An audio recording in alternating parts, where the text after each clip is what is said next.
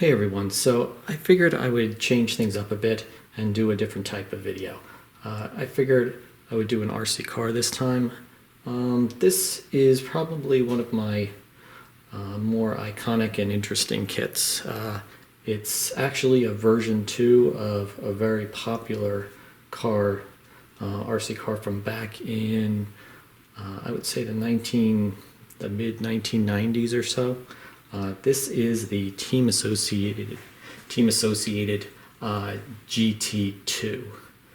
The original car was just the original gas truck. This is the second version of it. I have a brand new body, and I figured, hey, why not showcase it?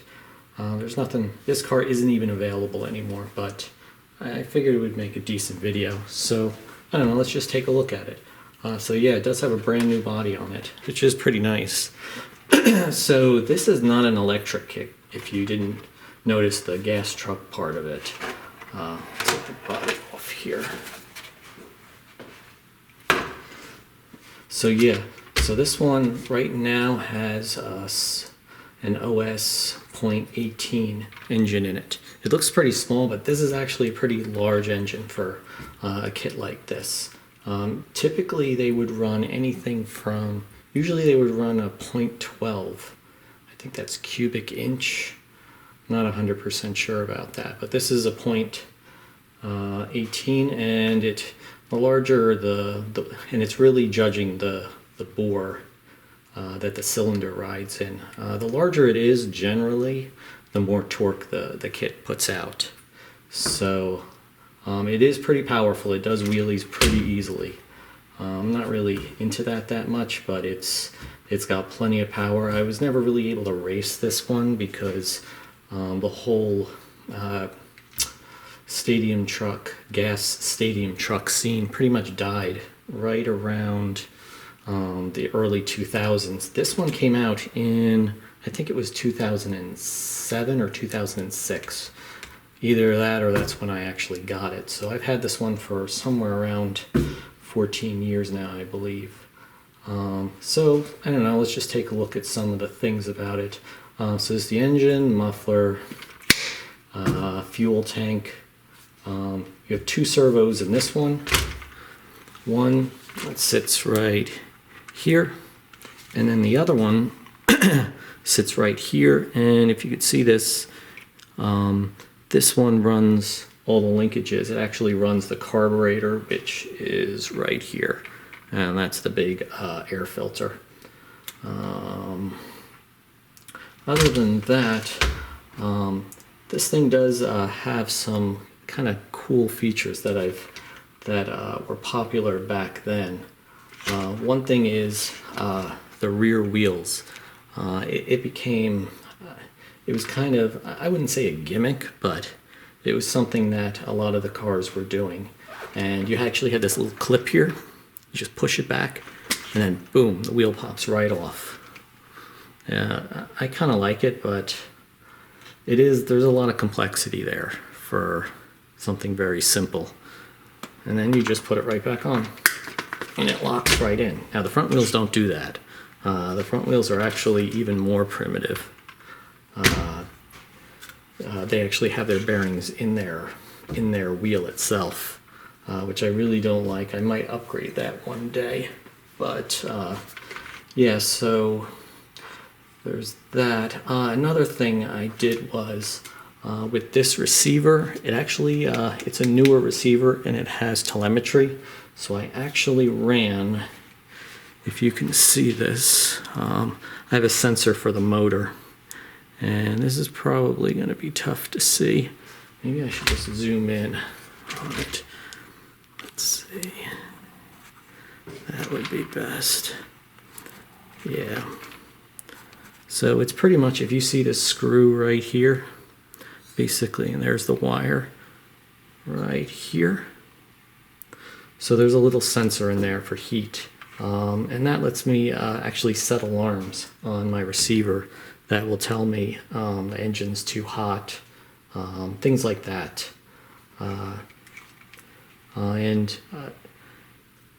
I found the best way is really to do your best to really force that sensor in there and just embed it inside of these fins. This whole piece here, oh yeah, let me zoom back out. This whole piece here, there's really nothing in it. It's just a big heat sink, and the actual bore is more down into deep into there, and the cylinder all sits in there. So that's why I put the sensor low where the heat would be. And I actually have an alarm set up on my transmitter to tell me when the engine gets too hot. Yeah, it's kind of sad that that class died out. I remember seeing them running back in the day, and it really looked like a lot of fun. A lot of people say it was just too dirty and smelly. So many of the cars are electric these days. One of the differences, I guess, is you have to have a receiver pack. In this kit, receiver pack sits right here, and it plugs in there, and then it just have a switch. And let's see if I can. You got a switch there, and then you have this servo here, which push this out of the way. That's my air filter, if you didn't know. Well, let me turn it on.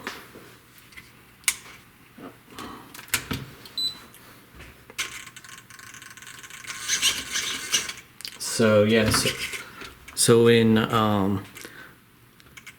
so it's not actually gas; it's nitro. It runs on nitromethane, even though it's called a gas truck.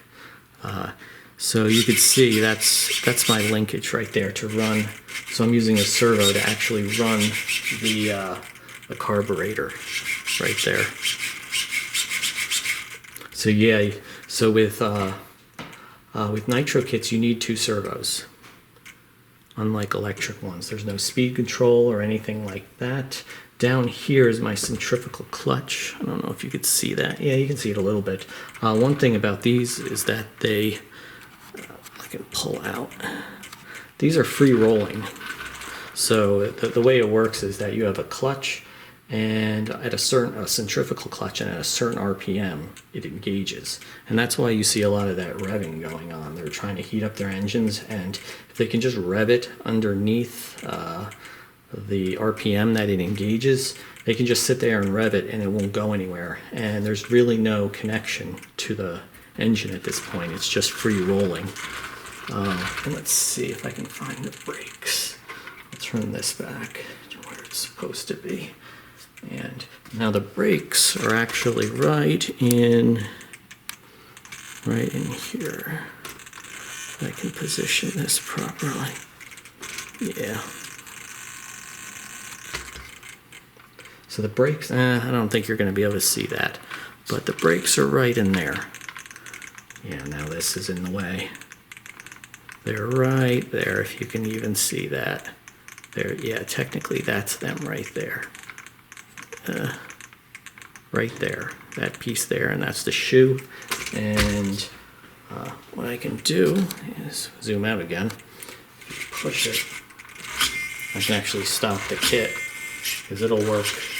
So the receiver does obvious. So right, yeah, this time I have a receiver pack, and it does both my servos, and basically when you push forward, you open up the carb, and when you push in reverse, you run the brake. See, it doesn't want to go in now, and that's kind of how it works. It has a traditional shoe that basically just clamps down on the shaft here. And other than that, it's unlike an electric kit. There's no engine or motor engagement, so it's just free rolling. That's about the gist of it. Another thing is, just to show you more about the sensor, it's actually running right now. I don't know if you'll be able to see any of this, but let me see, what does it say? Switch, it says it's 73. That's what it says the engine temp is, because it's not running. So usually the engine runs around 200 and I believe it's 230 degrees. I can try to see if I can zoom in on this. I don't know how well it's gonna work. And there it is right there. 73. Yeah. Yeah. So you can kind of see that. There's my temperature, and the RPM is obviously 0. And I have 70 in it. So it pretty much, I can just look right on my transmitter and see exactly how hot the engine is. And yeah, it says my temperature gauge says 71 and a half, and this says 73, so it's pretty close. Yeah, so this is see, this is an old Aerotronic system, so it has telemetry in it. So it reports back stuff like that and pull back. And yeah, that's the basics of it. Other than that, it's a pretty simple kit. They didn't make any more of these, which is the class died. Let me turn this off now, I guess. Yeah, so the class died in, it was popular in the 90s and it died probably mid-2000s. Well, maybe late 2000s. So this is the last version. You may have heard of the RC10GT, the original one. It was a pretty iconic kit, and they made a second one. I got this one, and then the class pretty much died out. I never really even got a chance to race it. Although I do take it to parks and have fun with it. It's a great kit, and I don't really plan on selling this one anytime soon. It's just nice to have. I don't know what else to tell you about it. But yeah, this was back when stadium trucks were a big thing. That's about it. So, I don't know, maybe I'll do more videos like this where it's just kind of a show and tell type thing. I just showcase what I've got. Oh, and I did break my suspension arms. I remember that. And I replaced them with, I believe they're RPM A-arm suspension arms. Both front and rear. And they held up much better. Other than that, that's pretty much the basic kit. And I mean, there's still some stadium truck electric out there, but that's about it. I really wish the stadium truck class would come back, but hey, you know, things change. All right, so I hope you enjoyed the video. Maybe I'll make more of these if people like looking at this kind of stuff. It's almost a RC history video. All right, see you in the next one. Bye.